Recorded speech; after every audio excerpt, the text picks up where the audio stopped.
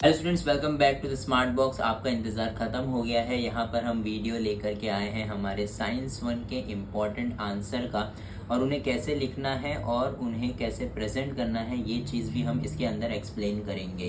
तो जैसा कि आप लोगों ने थंबनेल पे देख लिया होगा फ्रेंड्स कि ये जो है पार्ट 1 ऑफ द वीडियो है। तो हम लोगों ने जो है दो पार्ट में डिवाइड किया है साइंस 1 को, that is physics and chemistry.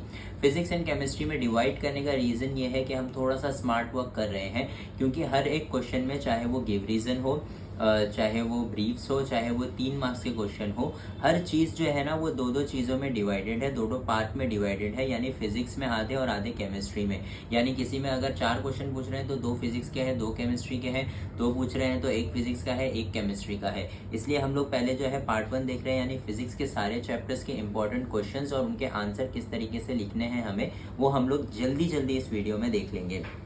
आइए स्टार्ट करते हैं। सबसे पहला जो हम लोग का फिजिक्स का चैप्टर है वो है ग्रेविटेशन। ठीक है। अपनी टेक्स्ट बुक निकाल लीजिए, अपनी पेंसिल निकाल लीजिए, और उसके अंदर जो भी हम मार्क करवा रहे हैं वो अच्छे से मार्क कर लीजिए, क्योंकि ये सारे क्वेश्चंस जो है पूछते हैं। ग्रेविटेशन हम लोग का पेज नंबर 1 से स्टार्ट होगा। उसमें हमारा यहाँ पे कुछ भी इम्पोर्टेंट है नहीं वैसे तो, लेकिन दूसरी जगह पे यहाँ पे सबसे इम्पोर्टेंट है हमारा सेंट्रीपेटल फोर्स। सर्कुलर मोशन और सेंट्रीपेटल फोर्स का जो हमारा फॉर्मूला है, ये दोनों चीज़ें हमारे इंपॉर्टेंट है यहाँ पे। ठीक है। सेंट्रीपेटल फोर्स आप यहाँ पे देख सकते हैं, अ फोर्स से लेकर के यहाँ तक, force acts only an an object moving along a circular and is directed towards the centre of the circle, this is called as centripetal force. ये सेंट्रीपेटल फोर्स का डेफिनेशन है, ये 1 मार्क्स के लिए हमको पूछ सकता है, ये आप मार्क कर लीजिएगा। ठीक है। आगे बढ़ते हैं। आगे आते हैं केपलर्स लॉ की तरफ। ये केपलर्स लॉ का जो हमारा क्वेश्चन है ना, ये 3 स्टार क्वेश्चन है। यहाँ पे हम लोग को जो है ना, या तो ये डायग्राम बेस्ड क्वेश्चन में पूछ सकता है। ठीक है। डायग्राम बेस्ड क्वेश्चन क्या होता है स्टूडेंट्स, आपको डायग्राम दिया हुआ रहेगा और इसके बारे में क्वेश्चंस दिए रहेंगे कि ये कौन सा प्लैनेटरी मोशन है। केपलर्स प्लैनेटरी मोशन ये पूरा नाम होता है केपलर्स लॉ का। तो ये आपको पूछेगा क्या है इसके अंदर, क्या चीज़ें हैं, ये सारी चीज़ें आपको पूछेगा। तो आपको जो है ना ये केपलर्स के ये जो लॉज है ना, ये आपको लिखने हैं पूरे। अगर आप एक्सप्लेनेशन नहीं भी लिखेंगे तो स्टूडेंट्स चलेगा, बस लॉ इंपॉर्टेंट है। और ये जो फॉर्मूला है हमारा, that is T square is directly proportional to R cube, ये वाला हमारा फॉर्मूला, ये इंपॉर्टेंट है। तो ये सेकंड आंसर है इस चैप्टर का, दैट इज केपलर्स लॉ, जो हमको 3 मार्क्स, उससे कम मार्क्स के लिए हमको नहीं पूछेगा। या तो डायरेक्ट बोल देगा स्टेट केपलर्स लॉ, या तो हमको डायग्राम बेस्ड क्वेश्चन आएगा इसके ऊपर। ठीक है। आगे बढ़ते हैं। आगे आते हैं हमारे दूसरे लॉ पे, जो है हमारा न्यूटन्स लॉ ऑफ ग्रेविटेशन। ठीक है। यहाँ पे देखो, the force is directly proportional to the product of the masses of the 2 object and inversely proportional to the square of the distance between them. ये हम लोग का क्या है, ये हम लोग का gravitation, Newton's law of gravitation का लॉ है, लॉ। ठीक है। ये हमको जैसा लिखा है वैसे ही एग्जैक्टली लिखना होता है। ये हमको 1 मार्क्स के लिए एग्जामिनेशन में पूछ सकता है। ठीक है। फिर उसके बाद जो है ये हमारा फॉर्मूला इंपॉर्टेंट है, जब हम न्यूमेरिकल करेंगे नेक्स्ट वीडियो में या अगले वीडियो में, तो उसके अंदर ये वाला फॉर्मूला इंपॉर्टेंट है, जिसके अंदर ये जो जी है, ये जो जी है इसको हम लोग बोलते हैं यूनिवर्सल ग्रेविटेशनल कांस्टेंट। ये चीज आप याद रखो, जिसकी वैल्यू आपको यहाँ पर दी हुई है 6.673 इंटू 10⁻11 न्यूटन मीटर स्क्वायर पर केजी स्क्वायर। ये आपको याद रखना है। ठीक है। तो ये आपको इसका यूनिट एमसीक्यू वगैरह में आपको पूछ सकता है। ठीक है। आगे बढ़ते हैं। आगे जो है हम लोग का यूनिफॉर्म सर्कुलर मोशन, ये सारी चीज़ें जो है, ये सारी चीज़ें इतनी इंपॉर्टेंट नहीं है।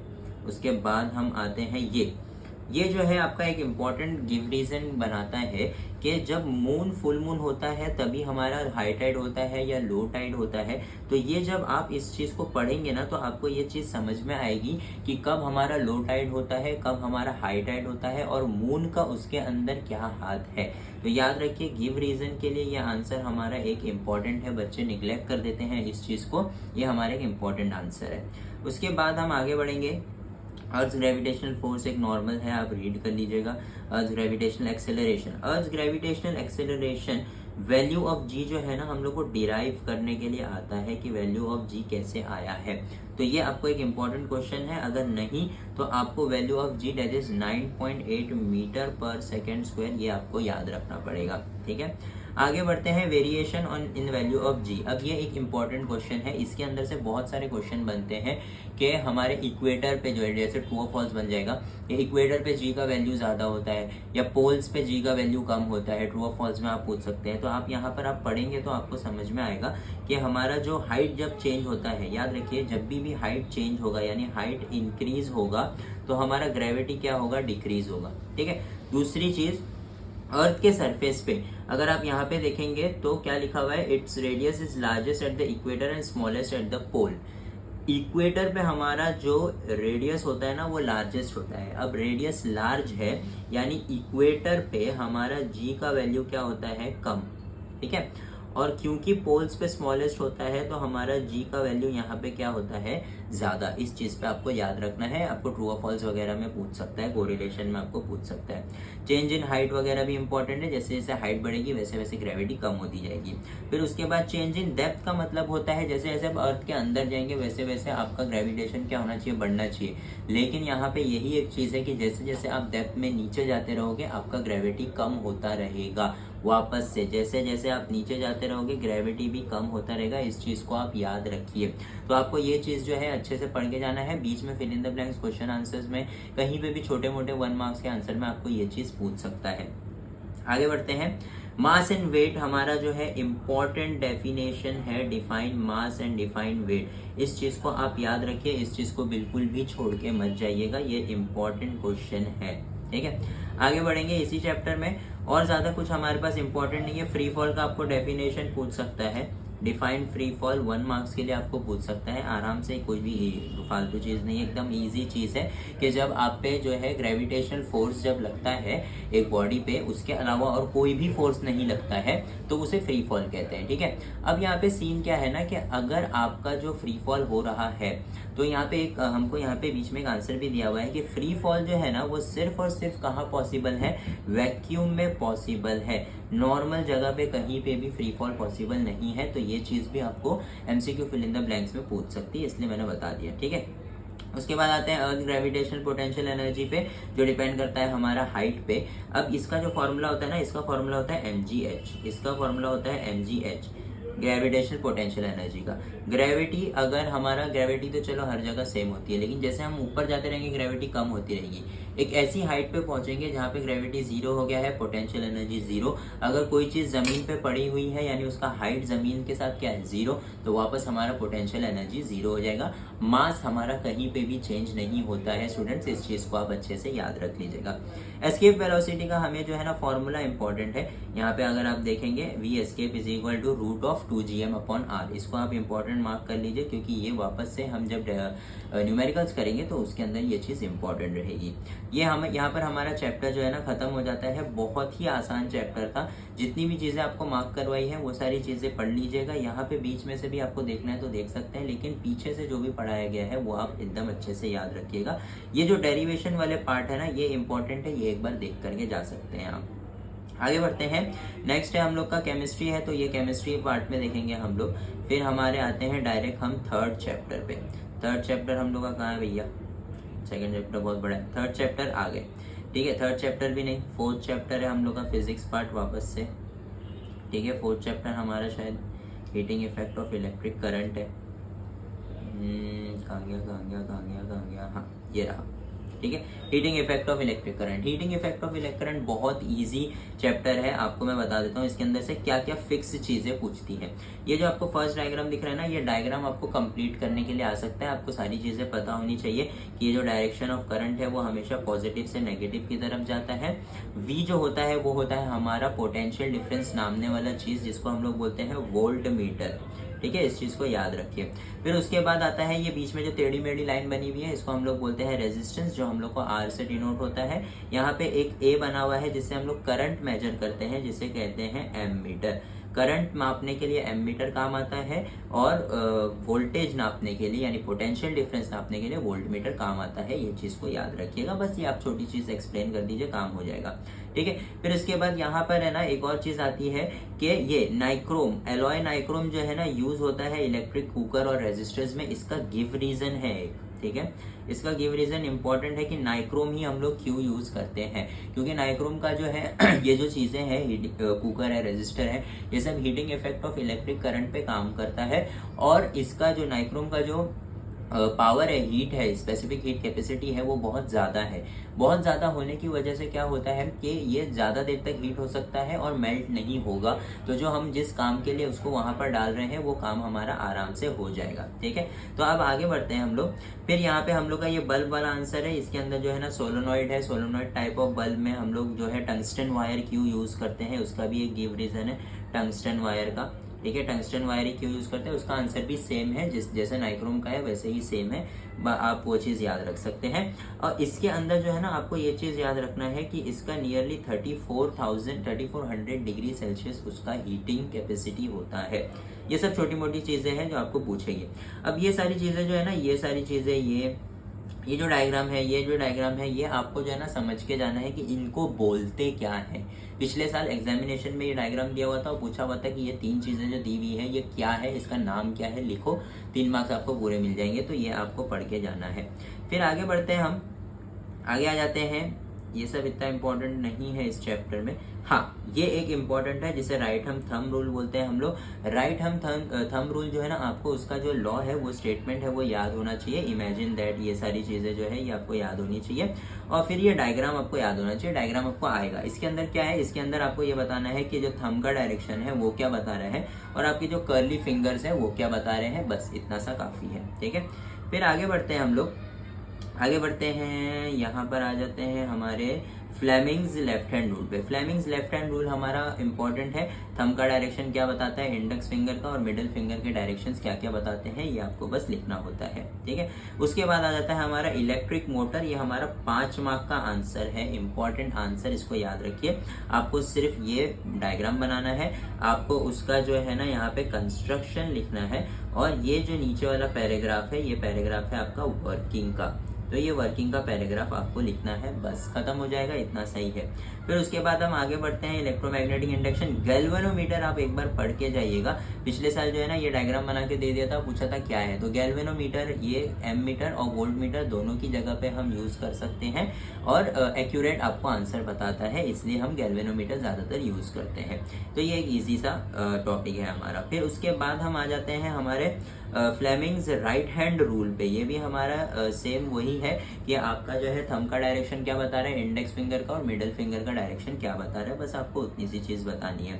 फिर एसी डीसी करंट हमको याद रखिए कि हमारे घर में कौन सा करंट आता है, एसी आता है या डीसी, ये आपको बताना होगा उसके अंदर, ठीक है। यहाँ पे उसका आंसर है भी कि हमारे घर पे जो है कौन से टाइप का करंट आता है, तो वो आपको कंपलसरी आपको वो याद होना चाहिए। आपको वो पूछ सकता है एग्जामिनेशन में, यहाँ पर होना चाहिए था। हाँ, तो ये आप ध्यान से देख लीजिए। यहाँ पे जो ये बना हुआ है, इसका मतलब ये है कि जो हमारा फ्लक्चुएटिंग है वो हमारा ऑल्टरनेटिंग है, और जो हमारा स्ट्रेट जा रहा है वो हमारा डायरेक्ट करंट है। तो फ्लक्चुएटिंग करंट जाता है हमारे यहाँ पे या डायरेक्ट करंट जाता है, ये चीज़ हमारे घर पे कौन सा करंट आता है ये हमको याद होना चाहिए, ठीक है। एक सिंपल सी चीज़ है, बस वही, ठीक है। ये देखो, the home appliances alternating current when we learn in the previous class about this, ठीक है। The home supply is alternating current, याद रखो, एमसीक्यू में आपको पूछ सकता है कि हमारे घर पे किस टाइप का करंट आता है। तो एसी टाइप का करंट आता है, डीसी टाइप का नहीं आता है। एसी टाइप जो होता है वो फ्लक्चुएटिंग करंट होता है, इस चीज़ को याद रखिए, ठीक है। फिर आगे आते हैं, हमारा ये आंसर इंपॉर्टेंट है, इलेक्ट्रिक जनरेटर। अब कभी कभी इलेक्ट्रिक जनरेटर में क्या होता है पता है, और मोटर में क्या होता है, आपको डायग्राम बना के दे देगा, आपको रिकॉग्नाइज कैसे करना है। कभी भी याद रखो, जनरेटर में है ना, यहाँ पे हमारा गैल्वेनोमीटर लगा रहेगा, और हमारे मोटर में कभी भी यहाँ पर क्या लगा रहेगा, यहाँ पे लगा रहेगा बैटरी। याद रखो, मोटर में बैटरी लगी रहेगी, MB यानी मोटर में बैटरी, और हमारा जो इलेक्ट्रिक जनरेटर है उसके अंदर लगेगा गैल्वेनोमीटर यानी GG, ठीक है। MB और GG ऐसे याद रखो इसको, ठीक है। इसका भी सेम आंसर आपको लिखना है, बस हो गया, इसके अंदर यही इंपॉर्टेंट है। आगे बढ़ते हैं हमारे हीट चैप्टर की तरफ। हीट चैप्टर भी हमारा इंपॉर्टेंट है, ये डायग्राम इंपॉर्टेंट है, लेकिन उससे ज़्यादा इंपॉर्टेंट है हमारा ये डायग्राम। आपको ये ग्राफ जो है एक्सप्लेन करना पड़ेगा। यहाँ पे दो डेफिनेशन है, specific heat of, latent heat of fusion और लेटेंट हीट ऑफ वेपराइजेशन, ये इंपॉर्टेंट दोनों है। फिर उसके बाद हम आएंगे रेजिलेशन पे। रेजिलेशन हमारा इंपॉर्टेंट है। रेजिलेशन हमें बोलता क्या है, बेसिकली मैं आपको बता दूं कि जैसे जैसे हम किसी चीज़ पे प्रेशर अप्लाई करते हैं तो उसका टेम्परेचर इंक्रीज हो जाता है, और जैसे ही वो प्रेशर हटता है वैसे ही उसका टेम्परेचर वापस से नॉर्मल होने लग जाता है। तो ये चीज़ आपको इसके अंदर मिलेगी और ये उसका एग्जाम्पल है, ये इंपॉर्टेंट टॉपिक है, ठीक है। फिर उसके बाद आते हैं anomalous behaviour of water, most important. ये आपको ग्राफ देगा, आपको ग्राफ समझाना है, इसमें 2-3 क्वेश्चन पूछ लेंगे, डायग्राम बेस्ड क्वेश्चन के लिए इंपॉर्टेंट है, ठीक है। फिर उसके बाद आता है होप्स अपैरेटस। ये भी इसके अंदर आपको ये नहीं दिया रहेगा, ये नहीं दिया रहेगा, बोलेगा ये क्या है, ये क्या है, थर्मामीटर, T1 T2 ये सब सिर्फ लिखना होता है। इसका भी आपको 3 मार्क्स मिलता है, ये भी आपका डायग्राम बेस्ड क्वेश्चन है। फिर उसके बाद ये एक इंपॉर्टेंट आंसर है हमारा, जिसके अंदर पूछा हुआ है एक्वेटिक एनिमल्स या एक्वेटिक लाइफ में जो है एनोमलस बिहेवियर ऑफ वाटर कैसे काम करता है, यानी ऊपर आइस जमी रहती है फिर भी नीचे मछलियां कैसे जिंदा रहती है, इसका एक गिव रीजन है, वो आप पढ़ के जाइएगा, ठीक है। फिर हम नीचे आते हैं, ड्यू पॉइंट्स वगैरह ये इतना कुछ खास नहीं है। फिर उसके बाद आ जाते हैं हम ये हमारा एक इम्पॉर्टेंट टॉपिक है, स्पेसिफिक हीट कैपेसिटी। ये वाला डायग्राम बेस्ड क्वेश्चन पे आ सकता है। इसके अंदर बहुत सारे हैं जो डायग्राम बेस्ड क्वेश्चन में आ सकते हैं। ये क्या दिया हुआ है हमको, आयरन दिया हुआ है, कॉपर दिया हुआ है, लेड दिया हुआ है। इसका हमको बताना है कि सेम अमाउंट हमने हीट किया है, लेकिन ये ज़्यादा नीचे की तरफ जा रहा है, ये कम जा रहा है और ये बहुत कम जा रहा है। मतलब इसकी स्पेसिफिक हीट कैपेसिटी ज़्यादा है, इसकी कम है, और इसकी सबसे ज़्यादा कम है, इसलिए ये सबसे नीचे गया हुआ है, ठीक है। ये चीज़ आपको याद रखनी है। स्पेसिफिक हीट कैपेसिटी का हो गया। फिर उसके बाद हीट एक्सचेंज, वापस से ये डायग्राम बेस्ड क्वेश्चन, ठीक है। हीट एक्सचेंज होता क्या है, हीट एक्सचेंज का हमारा एक लॉ है कि heat exchange between two body कब तक होती है, सबसे पहले कहाँ से कहाँ होती है, कोल्डर ऑब्जेक्ट से हॉटर ऑब्जेक्ट की तरफ होती है, ठीक है। कब तक होती है, जब तक दोनों का टेम्परेचर क्या ना हो जाए, सेम ना हो जाए, तब तक हीट ट्रांसफर होता रहता है। उसका ये डायग्राम है, आपको ये डायग्राम एक्सप्लेन करना है कि ये जो दो बॉडीज है, ये दो बॉडी वैक्यूम के अंदर रखी हुई है ताकि सराउंडिंग के साथ हीट एक्सचेंज ना हो। सिंपल सा टॉपिक है, ठीक है। एक छोटा सा फॉर्मूला है कि जितनी हीट एनर्जी लॉस होगी उतनी ही सामने वाले की हीट एनर्जी क्या होगी, गेन होगी। सिंपल सा आंसर है, ठीक है। फिर उसके बाद हमारा ये टॉपिक, ये चैप्टर जो है ना खत्म हो जाएगा। फिर उसके बाद तो हमारा चैप्टर नंबर 6 है, refraction of light, most important chapter. इसके अंदर से 5 मार्क के क्वेश्चन और बहुत सारे क्वेश्चन जो है ना एक्सपेक्टेड है इस साल के लिए, ठीक है। सबसे पहले तो ये डायग्राम बेस्ड क्वेश्चन है, ठीक है। इसके अंदर आपको आई बताना होता है, इसके अंदर आपको आर बताना होता है, ई बताना होता है। फिर ये जो ए बी है ये कौन सा रे है, यानी एंगल ऑफ इंसिडेंस है आई हमारा, और ये जो है इंसिडेंट रे है। फिर ये रिफ्रैक्टेड रे है, ये रिफ्रैक्टेड एंगल है, ये हमारा जो है इमर्जेंट रे है, और ये एंगल ऑफ इमर्जेंस है, ठीक है। फिर ये बोलना होता है हमें कि आई और आर जो है, सॉरी I1 और आर हमेशा क्या होता है हमारा सेम। तो ये डायग्राम बेस्ड क्वेश्चन है, इंपॉर्टेंट है, आप पढ़ के जाइएगा, ठीक है। फिर उसके बाद आ जाता है रिफ्रैक्टिव इंडेक्स पे, डिफाइन रिफ्रैक्टिव इंडेक्स। तो ये n जो होता है वो हमारा क्या होता है, sine i upon sine r, जिसको हम लोग क्या बोलते हैं, स्नेल्स लॉ भी बोलते हैं। ये चीज़ आपको समझनी है और याद रखनी है, ठीक है। छोटी मोटी चीज़ है ये सब, डायग्राम अपने को पूछता है। फिर उसके बाद हम आ जाते हैं हमारे refraction of light and different medium. ये इंपॉर्टेंट है कि जब भी हमारा रेयर मीडियम से डेंसर मीडियम की तरफ जाता है तो वो टूवर्ड्स द नॉर्मल बैंड होता है, डेंसर मीडियम से रेयर मीडियम की तरफ जाएगा तो अवे फ्रॉम नॉर्मल बैंड होगा, और अगर नॉर्मली इंसिडेंट हो रहा है तो वो विदाउट चेंजिंग डायरेक्शन क्या हो जाएगा, वहां से गुजर जाएगा। ये चीजें आपको याद रखनी है, ठीक है। फिर ट्विंकलिंग ऑफ स्टार्स हमारा एक इंपॉर्टेंट आंसर है कि व्हाई डू स्टार ट्विंकल्स, और दूसरा क्वेश्चन सेम आंसर होगा कि प्लैनेट्स को हम ट्विंकल होते हुए क्यों नहीं देख सकते, इसका गिव रीजन यहाँ पे हमें पूछ सकता है, इस चीज को याद रखिए, ठीक है। फिर उसके बाद हम आते हैं डिस्पर्जन ऑफ लाइट पे। डिस्पर्जन ऑफ लाइट ये होता है, ये आपको डिस्पर्जन ऑफ लाइट का डेफिनेशन 1 मार्क्स के लिए पूछ सकता है, और इसके अंदर टोटल इंटरनल रिफ्लेक्शन है, नॉर्मल है। सबसे इंपॉर्टेंट चीज है हमारा रेनबो। रेनबो का आंसर 3 मार्क्स के लिए या डायग्राम बेस्ड क्वेश्चन में आपको पूछ सकता है, बहुत ही आसान है। इसके अंदर सब सारी चीजें हो रही है, रिफ्लेक्शन हो रहा है, रिफ्रैक्शन हो रहा है, टोटल इंटरनल रिफ्लेक्शन हो रहा है, ये चीजें आपको बतानी होती है। तो ये हमारा एक सिंपल सा चैप्टर था, खत्म हो गया। लेंसेज भी हमारा एक इंपॉर्टेंट चैप्टर है। लेंसेज में सबसे पहले आपको पता होना चाहिए कि कौन से टाइप का लेंस कौन सा होता है, यानी कौन सा कन्वर्जिंग लेंस होता है, कौन सा डाइवर्जिंग लेंस होता है, ठीक है। इस चीज को आपको याद रखना है। ये चीज आपको यहाँ दिखाई देगी। इस लेंस को हम लोग बोलते हैं कॉन्वेक्स लेंस और इसको हम लोग बोलते हैं कॉनकेव लेंस। तो कॉन्वेक्स लेंस हमेशा हमारा कन्वर्जिंग लेंस होता है और कॉनकेव हमेशा हमारा डाइवर्जिंग होता है। इस चीज को याद रखिए। ये हमको बेसिकली छोटी मोटी चीजों में पूछ सकता है। फिर उसके बाद जो है ना, हम लोग को रे डायग्राम वगैरह ये रूल्स पूछ सकता है कि अगर पैरेलल रहेगा तो फोकस से पास होगा, फोकस से पास होगा तो पैरेलल होगा, और ऑप्टिकल सेंटर से जाएगा तो विदाउट चेंजिंग द डायरेक्शन सीधे सीधे गुजर जाएगा। सिंपल सी चीज है। उसके बाद जो सबसे इंपॉर्टेंट चीज आती है ना, ये हमारा एक इंपॉर्टेंट है। ये आपको 3 मार्क्स के क्वेश्चन के लिए पूछ सकता है कि अगर मेरा जो पोजीशन ऑफ ऑब्जेक्ट है वो 2f1 पे है तो पोजीशन ऑफ इमेज कहाँ होगा, साइज ऑफ इमेज कहाँ होगा, नेचर ऑफ इमेज कहाँ होगा। ये आपको याद होना चाहिए। ये एकदम सिंपल सी चीज है। फिर उसके बाद हम जब आगे बढ़ेंगे तो ये तो नॉर्मल है, ये तो नहीं पूछता, लेकिन पढ़ के एक बार चले जाइएगा। साइन कन्वेंशन हमारा बहुत इंपॉर्टेंट टॉपिक है, पहले ही मैं बता रहा हूँ आपको। ये होता क्या है मैं आपको बेसिकली बता देता हूँ। ये हमारा डायरेक्शन है, यहाँ पे हमारा रहता है ऑब्जेक्ट और यहाँ पे हमारा बनता है इमेज। इस चीज को याद रखिएगा। ऑब्जेक्ट ये नेगेटिव एक्स एक्सिस है, ये पॉजिटिव एक्सिस है। तो डिस्टेंस ऑफ ऑब्जेक्ट जिसे हम यू बोलते हैं वो हमेशा नेगेटिव होता है, डिस्टेंस ऑफ इमेज हमारा पॉजिटिव होता है। फिर उसके बाद हाइट यानी h1 ऑफ ऑब्जेक्ट जो है वो प्लस होता है और h2 हमेशा हमारा क्या होता है, नेगेटिव होता है, क्योंकि वो नीचे की तरफ है। तो ये साइन कन्वेंशन जिसको हम लोग कार्टेशियन साइन कन्वेंशन बोलते हैं, ये आपको याद होना चाहिए। ये हमारा फॉर्मूला हो गया। ये सारी चीज़ें आपको याद होनी चाहिए। मैग्निफिकेशन का छोटी मोटी चीज़ें, ये सब आप न्यूमेरिकल्स में पढ़ेंगे। फिर सबसे इंपॉर्टेंट टॉपिक है हमारा ह्यूमन आई। 5 मार्क्स के आंसर के लिए हमें पूछ सकता है, ठीक है। एक बार 3 मार्क्स के लिए भी पूछ चुका है, 5 मार्क्स के लिए भी पूछ सकता है। आपको ये वाला डायग्राम इसमें नहीं बनाना होता है, इसमें बनाना होता है ये वाला डायग्राम जिसके अंदर iris, प्यूपिल, crystalline lens, cornea, optic nerve और मसल और रेटिना। ये जो चीजें हमने 7 चीजें बनाई है, ये 7 चीजें इंपॉर्टेंट होती है। आपको आंसर कैसे लिखना है, आप आइरिस लिखेंगे, आइरिस लिखिए, उसको अंडरलाइन करिए, उसका आंसर लिखिए। प्यूपिल लिखेंगे, प्यूपिल लिखिए, उसको अंडरलाइन करिए, उसका आंसर लिखिए। कॉर्निया लिखेंगे, कॉर्निया लिखिए, उसको अंडरलाइन करिए, उसका डेफिनेशन लिखिए। इस तरीके से आपको ये बनाना है, ठीक है। उसके बाद आ जाता है डिफेक्ट। डिफेक्ट इंपॉर्टेंट है। नियर साइटेडनेस मतलब नजदीक का दिखना, दूर का नहीं दिखना। और ये जो ठीक होता है, ये ठीक होता है कॉनकेव लेंस से। ये भी इंपॉर्टेंट टॉपिक है, पूछ सकता है, छोटी मोटी आंसर में भी पूछ सकता है, 5 मार्क के लिए भी पूछ सकता है, ठीक है। आपको याद रखिए ये एक क्वेश्चन तो इसके ऊपर बनेगा ही बनेगा, ठीक है।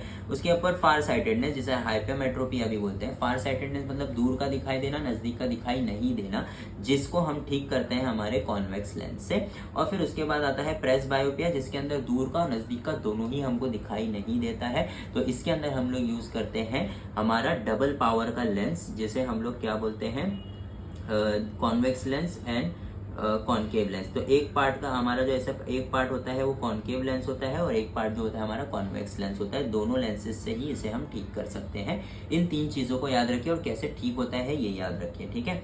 फिर उसके बाद आ जाते हैं हम लोग ये uses of concave lens important है और uses of convex lens important है। ये आप एक बार रीड करके जाइएगा, बस आप अपने लैंग्वेज में भी फिर आंसर लिख सकते हैं, उसमें कोई प्रॉब्लम नहीं है, ठीक है। फिर आगे मेटलर्जी हमारा चैप्टर केमिस्ट्री का है और फिर कार्बन कंपाउंड आएगा, वो भी हमारा केमिस्ट्री का चैप्टर है। फिर आ जाते हैं हम लोग सीधा अपने लास्ट चैप्टर पे, that is the most important chapter इस साल के हिसाब से, क्योंकि इस साल चंद्रयान लॉन्च हुआ है तो 5 मार्क का आंसर हम इसके अंदर से एक्सपेक्ट कर रहे हैं फ्रॉम द फिजिक्स पार्ट, ठीक है। मतलब 90% चांसेस है कि वो क्वेश्चन आना चाहिए आपके पेपर में, ठीक है। सबसे पहले इंपॉर्टेंट है स्पेस मिशन क्या होता है, ये एक बार आप रीड कर लीजिएगा, इतना इंपॉर्टेंट नहीं है। ये एक डायग्राम इंपॉर्टेंट है कि ये डायग्राम में हो क्या रहा है, और सबसे ज्यादा अगर कोई चीज इंपॉर्टेंट है ना तो ये इंपॉर्टेंट है कि भाई ये चीज क्या है और ये जो इसके विंग्स है इसको हम लोग क्या बोलते हैं, जिसका आंसर जो है ना आपको यहाँ पर दिया हुआ है, ठीक है। और ये स्पुतनिक याद रखिए, स्पुतनिक जो है रशिया ने यानी सोवियत नेशन का सबसे पहला सैटेलाइट है जो लॉन्च हुआ है और उसका डेट भी याद रखना है 1957, ठीक है। ये 2 चीजें आपको याद रखनी है, स्पुतनिक और 1957 किसने लॉन्च किया था, रशिया ने, जिसे हम क्या बुलाते थे उस टाइम पे, सोवियत यूनियन बुलाते थे, ठीक है। आर्टिफिशियल सैटेलाइट का आंसर इंपॉर्टेंट है कि व्हाट इज आर्टिफिशियल सैटेलाइट, ठीक है। व्हाट इज आर्टिफिशियल सैटेलाइट और उसके एग्जाम्पल दो, ठीक है, ये आपको याद होना चाहिए कि आर्टिफिशियल सैटेलाइट होता क्या है, उसके एग्जाम्पल दीजिए। और इसके जो इसकी बात कर रहे थे कि इसके विंग्स को हम लोग क्या बोलते हैं, तो इसके विंग्स को हम लोग बोलते हैं photovoltaic sales, sorry photovoltaic panels, जो चार्ज होते हैं सनलाइट से और चलते हैं। इस चीज को आप याद रखिएगा, आपको पूछ सकता है। फिर ये हमारा टेबल इंपॉर्टेंट है। टेबल में जो है ना, हम लोग को पिछले साल पूछा था पीएटी पेपर में कि IRNS और फिर उसके बाद जो है हमारा इसरो का फुल फॉर्म बताओ, और इनसेट, जीसेट, ये सब का फुल फॉर्म यहाँ पे लिखा हुआ है, ये फुल फॉर्म आपको आना चाहिए, ठीक है। और ये है हमारे डिफरेंट टाइप्स ऑफ सैटेलाइट्स, ठीक है। आप इसको WCB NME ऐसे याद रख सकते हैं, ठीक है। जैसे W मतलब वेदर कम्युनिकेशन ब्रॉडकास्ट, NMC मतलब नेविगेशन मिलिट्री और अर्थ ऑब्जर्वेशन सैटेलाइट, और इनको किसने लॉन्च किया ये भी आपको याद रहना चाहिए, ठीक है। फिर उसके बाद हम आते हैं हमारे छोटे मोटे टॉपिक पे। एस्केप वेलोसिटी का फॉर्मूला इंपॉर्टेंट है, ये आप पढ़ के जाइएगा। ये डायग्राम बेस्ड क्वेश्चन 3 मार्क्स के लिए हमें पूछ सकता है, हियो मियो लियो, ठीक है। हियो मियो लियो, हियो का मतलब होता है हाई अर्थ ऑर्बिट, यहाँ पे लिखा हुआ है हाई अर्थ ऑर्बिट हमारा मोर देन 35780 किलोमीटर का होता है। फिर उसके बाद आता है मियो, जिसे हम बोलते हैं 2000 से 35780 किलोमीटर के बीच में। उसके बाद आता है लियो, जो होता है 180 to 2000 किलोमीटर के बीच में। इसके अंदर एक क्वेश्चन बनता है, जियो स्टेशनरी सैटेलाइट, जियो सिंक्रोनस सैटेलाइट हम इसे बोलते हैं, और फिर इसे बोलते हैं हम लोग जियो स्टेशनरी सैटेलाइट, ठीक है। जियो स्टेशनरी सैटेलाइट जो होता है ना, यहीं कहीं लिखा होगा, ग्लोबल पोजिशनिंग सैटेलाइट भी बोलते हैं हम लोग इसको। फिर जियो स्टेशनरी सैटेलाइट, हाँ, जियो स्टेशनरी सैटेलाइट जो है वो अर्थ के नेविगेशन के अंदर या फिर अर्थ के हालचाल लेने के अंदर क्यों काम नहीं करता है, इसका एक गिव रीजन बन सकता है, बहुत कम चांसेस है। लेकिन हियो मियो लियो का जो ये हमारा डायग्राम है ना, ये इंपॉर्टेंट है डायग्राम बेस्ड क्वेश्चन के लिए, ठीक है। फिर उसके बाद तो हम बढ़ते हैं सैटेलाइट लॉन्च व्हीकल। ये है हमारा मेन आंसर इस साल का, जिसके अंदर आपको ये पूरा डायग्राम बनाना है, ठीक है। ये पूरा डायग्राम आपको बनाना है, 5 मार्क के आंसर के लिए आपको पूछ सकता है सैटेलाइट लॉन्च व्हीकल, ठीक है। 3 stages of satellite launch vehicle, या जो भी आंसर हो सकता है, यही डायग्राम आपको बनाना है। यहाँ से यहाँ तक आप पूरा लिख दो, ठीक है। जहाँ तक भी आपको आंसर है, आपका जहाँ तक भी आंसर है, उसको पॉइंट वाइज आपको लिखना है, ये डायग्राम बनाना है, पूरे 5 मार्क आपको मिल सकते हैं। ये मेरे हिसाब से तो सबसे मोस्ट इम्पॉर्टेंट आंसर है इस साल का, सबसे इम्पॉर्टेंट आंसर, ठीक है। आगे बढ़ते हैं। फिर इसरो वगैरह का जो है ना, हमें फुल फॉर्म आना चाहिए। इसके आगे वाली जो चीज़ें हैं वो छोटी मोटी बेसिक चीज़ें हैं, तो आपको बस खाली रीड करके जाना है, इतना याद रखिए। छोटी मोटी चीज़ें जो है वो पूछ सकता है, ज़्यादा इसके अंदर कुछ है नहीं। और अगर इस साल एक और चीज़ जो पूछ सकता है वो है space debris and it's management. Space debris का मतलब होता है कि हम स्पेस में कितना पोल्यूशन कर रहे हैं और उसको किस तरीके से हम मैनेज कर सकते हैं, ये एक बार आप रीड करके जाइएगा। बाकी इसरो का आपको फुल फॉर्म याद होना चाहिए, पिछले साल एक बार पूछा है, इंडियन स्पेस रिसर्च ऑर्गेनाइजेशन, इसको आप याद रखिए, ठीक है। तो ये था हमारा फिजिक्स का पार्ट। आई होप आपको ये वीडियो यूजफुल लगा होगा, बहुत ही जल्दी हमने बनाया है। और ये आंसर आप बिल्कुल भी मत भूलिएगा, इस साल का सबसे मोस्ट वांटेड आंसर मेरे हिसाब से तो यही होना चाहिए। 5 मार्क्स के लिए, 3 मार्क्स के लिए, जितना भी हो आना चाहिए ये आंसर, ठीक है। और इजी भी है बहुत, डायग्राम भी बनाइएगा और अच्छे से अपना पेपर लिखिएगा। अगर आपको केमिस्ट्री का इसी तरीके का वीडियो चाहिए कि केमिस्ट्री में क्या क्या आंसर्स हमें पूछ सकते हैं और उसे किस तरीके से लिखना है, तो आप नीचे कमेंट कर दीजिए। या आपको कुछ भी समझ में नहीं आ रहा है, या कोई न्यूमेरिकल समझ में नहीं आ रहा है, या न्यूमेरिकल का आपको अलग से वीडियो चाहिए, तो आप नीचे कमेंट करके हमें बता सकते हैं। Thank you so much.